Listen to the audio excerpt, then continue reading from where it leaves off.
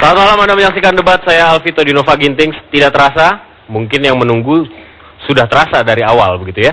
Tapi buat yang sibuk dengan aktivitasnya masing-masing, 2 hari lagi kita akan melaksanakan pemilihan umum legislatif.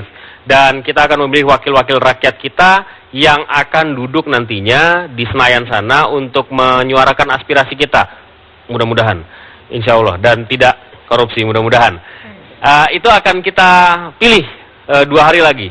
Dan sepanjang pelaksanaan kampanye, bahkan sebelumnya, banyak sekali pernak-pernik yang mewarnai pencalonan mereka, niatan mereka untuk maju mewakili kita menjadi penyambung aspirasi kita bersama, dan berbagai permasalahan itu terekam dalam program debat di tempat ini juga. Beberapa di antaranya akan kami bahas satu persatu, tapi yang paling fenomenal, yang paling sensasional bisa dikatakan begitu, mudah-mudahan saya tidak melebih-lebihkan, adalah upaya-upaya yang mungkin tidak masuk dalam logika kita bersama untuk memenangkan kursi di Senayan sana. Apa itu? Kita saksikan bersama tayangan berikut ini terlebih dahulu. Kalau kita bicara duit, tapi nggak utama. Jadi maaf, saya minta maaf. Siapapun yang bayar jadi. Itu bicara duit. Siapapun yang bayar jadi. Yang bayar ke saya jadi. Berarti nggak perlu ada kerja politik dong? Nggak. Buat calon politisi ini nggak perlu datang ke konstituen nanya masalah Anda apa. Kalau misalnya saya menang, saya akan Insya Allah tanpa promosi itu jadi. Tinggal percaya atau tidak. Saya bayar dulu atau Ya bayar belakang, tapi ada aturannya nanti. Setelah dilatih baru bayar. Kan enak. pakai bunga nggak? Nggak ada bunga lah, nggak ya. Bunga kan baca hasil? Nggak ada.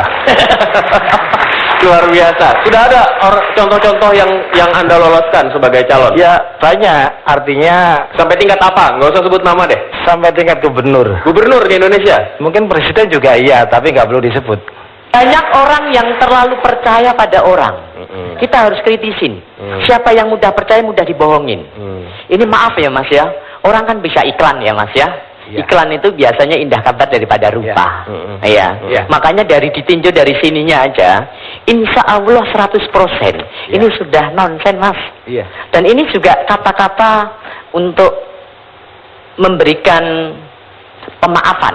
Nah sekarang kata insya Allah itu hanya Tuhan. Sekarang anak kecil kan juga bisa mengatakan insya Allah jadi. Sekarang gitu. Begini Bapak kumpulkan aja 100 caleg. Kalau kita buktikan dari semua, terus Bapak bagaimana? Tapi kalau saya balik, kalau 100 caleg Bapak kumpulkan, insya Allah jadi semua, terus bagaimana jawaban Bapak? Enggak, tapi pertanyaan saya adalah iya dalam pengertian iya itu saya nggak trust dulu Mas. Nah nggak apa-apa. Karena nggak ada obat yang bisa menyembuhkan 100 macam. Jadi begini, nanti kita terangkan caranya bagaimana. Kan begitu kok bisa jadi. Kalau andai kata kita dicaci maki dihina, karena ilmunya belum sampai ke sana, jadi susah saya ngomong kan gitu.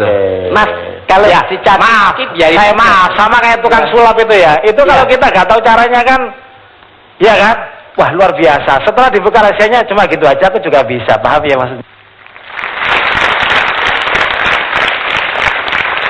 baik.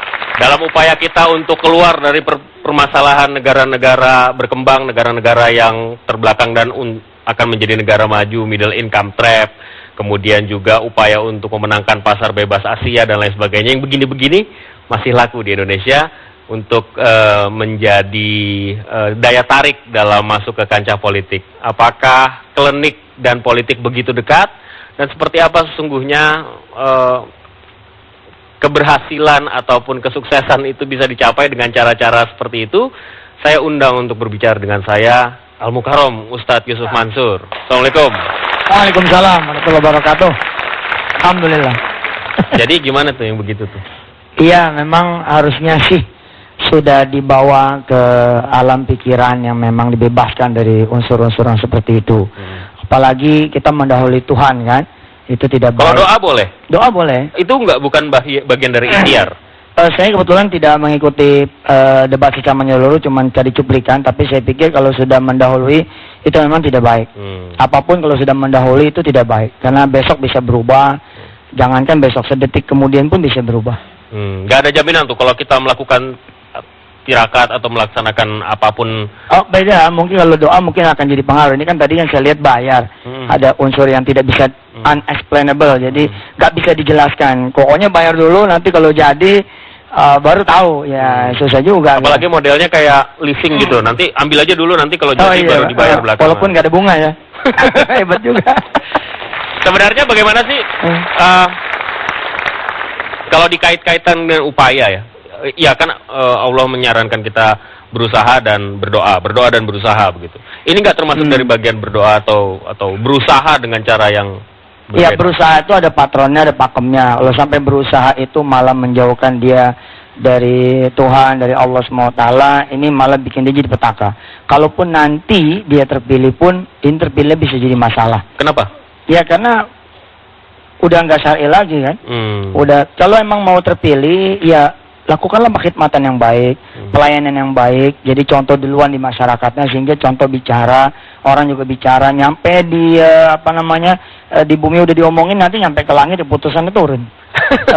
Gitu. Nah, banyak yang kemudian a priori akhirnya dengan gaya-gaya seperti ini, terutama kita barangkali ya, Anda kan nggak nyalek juga kan, untuk ya udah males lah ikut-ikut partisipasi dalam kontestasi politik itu.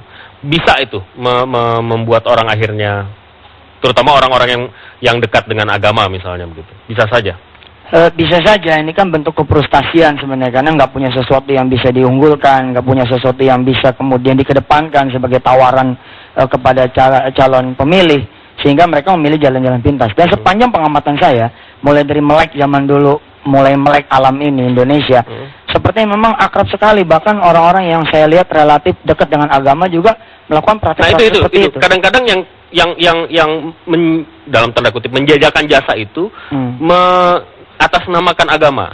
Ya, di sinilah saya perlu kemudian memberitahu terutama diri saya sendiri bahwa pada akhirnya memang pemahaman terhadap agama dari sisi yang seperti itu memang di Indonesia sangat lekat sekali. Saya pun harus hati-hati bicara supaya tidak kontra juga dengan banyak teman. Cuma saya ingin mengingatkan bahwa kalau minta itu sama yang maha hidup, juga jangan sama yang udah mati.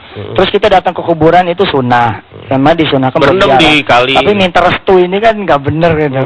Harus kepada yang maha kuasa. Sekarang gini, kalau misalnya berendam di kali, insya Allah basah, itu yang udah pasti.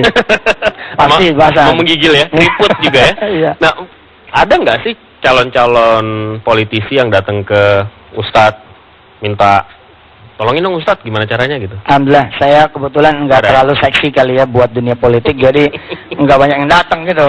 Alhamdulillah. Kalau aman. Kalau misalnya ada yang datang, terus Ustadz menyarankan apa? Mungkin dari pancaran hati saya kali ya, dari pancaran hati saya, pikiran saya juga memancar sehingga nggak mengundang orang juga buat kemudian datang minta apa gitu ya, minta doa atau enggak gitu.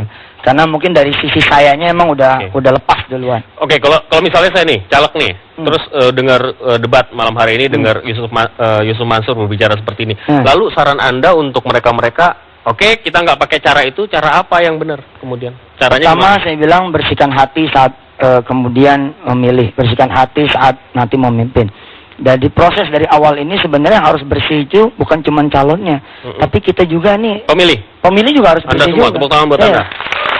Kalau susah juga kan kita milih, tapi ada kabut, ada hijab depan mata kita nggak bisa milih dengan mata batin yang bersih. Nah, kepada mereka kalau emang nanti kapan atau dibayangkan kalau andai datang, ya pertama saya nyuruh sama-sama bersih. Ya, bukan berarti dia doang bersih, saya pun harus bersih. Saya bilang, tolong kita bersihkan hati dulu, niatnya lurus buat apa dulu. Terus ada nggak yang dipertaruhkan? Karena ini juga mungkin dari 10 calon gitu kan, bisa jadi 5 diantaranya atau 9 diantaranya udah bertaruh habis-habisan, jual ini, jual itu. Kemudian ya kalau udah begitu kan startnya udah nggak bagus. Jual plus jual utang. Aset banyak yang kemudian punya utang banyak gitu. Ini juga bakal memunculkan penglaris lain setelah pemilu. Ya dicari tuh orang-orang yang bisa membantu supaya utang lunas, zikir-zikir bayar utang juga laku nih. Habis ini gitu kan utangnya banyak banget. Ada orang yang kemudian menggadaikan satu-satunya mungkin sumber hidupnya dengan satu pertaruhan dia akan kepilih.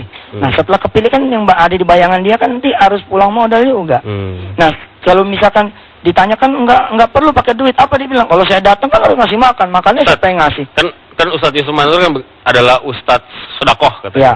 Kalau misalnya saya punya uang 100 miliar daripada saya beli macam-macam deh, saya sedekahin 3/4-nya, itu kira-kira bisa menang nggak?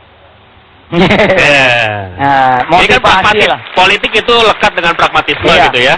Apa bisa gitu? Kalau motivasinya merebut hati Allah, oke, mungkin. Berarti mungkin itu ada. Tapi kalau motivasinya untuk merebut hati yang dipilih, itu enggak ada. Dan Allah Maha tahu.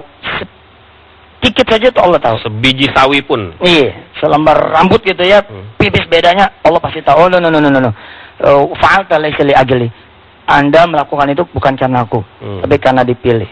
Gitu. Dan itu pasti rugi karena nggak dapat apa-apa. Iya, mendingan berendam ya. Iya, kira gitu nggak ada risiko bayar. Iya, nggak bayar ya. Nggak bayar, nggak ngutang. Baik Ustaz, saya akan kembali ke Anda lagi. Tetaplah bersama kami di debat. Kami akan kembali sesaat lagi.